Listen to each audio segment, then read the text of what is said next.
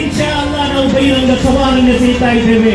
ಇಷ್ಟರ ತನಕ ಯಾವ ಹಿಂದೂಗಳ ಆಸ್ತಿಯನ್ನು, ಯಾವ ರೈತರ ಹಕ್ಕಿಯನ್ನು ಕರ್ನಾಟಕ ರಾಜ್ಯ ವಕ್ಫ್ ಮಂಡಳಿ ಗೊತ್ತಿಲ್ಲ. ಈ ಹೋರಾಟ ನಿಲ್ಲುವುದಿಲ್ಲ, ಈ ಹೋರಾಟ ನಿಲ್ಲುವುದಿಲ್ಲ. ಎಷ್ಟು ತನಕ ನಿಲ್ಲುವುದಿಲ್ಲ? ಈ ಭಾರತವಾಗುವ ತನಕ.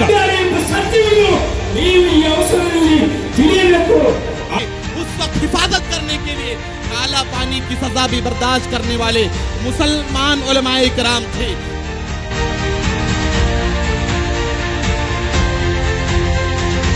नहीं रुकेंगे आजादी, नहीं रुकेंगे आजादी, लड़के लेंगे आजादी.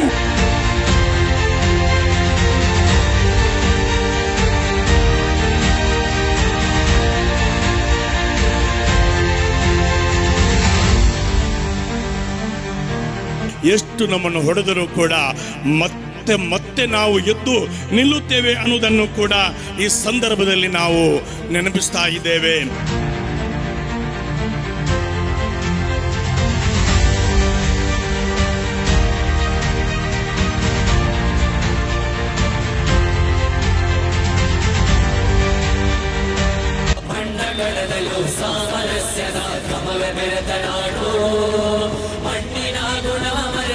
ಶರಿದು ಮೆರೆಯುತ್ತಿರುವುದ ನೋಡು.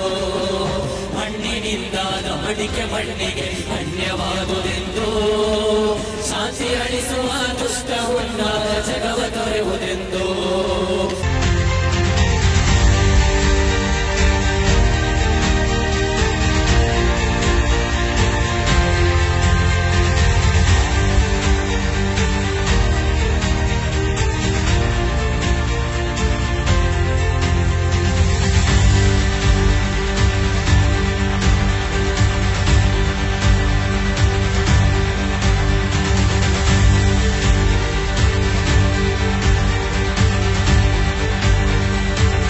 ಭಾರತೀಯ ನಾಗರಿಕ ಪ್ರಜೆಗಳಾದ ನಾವು ಭವ್ಯ ಭಾರತದ ಬಲಿಷ್ಠ ಸಂವಿಧಾನವನ್ನು ತಪ್ಪದೆ ಪಾಲಿಸುವವರು ಮತ್ತು ಅದನ್ನು ರಕ್ಷಿಸುವ ಜವಾಬ್ದಾರಿ ಉಳ್ಳವರಾಗಿರುತ್ತೇವೆ.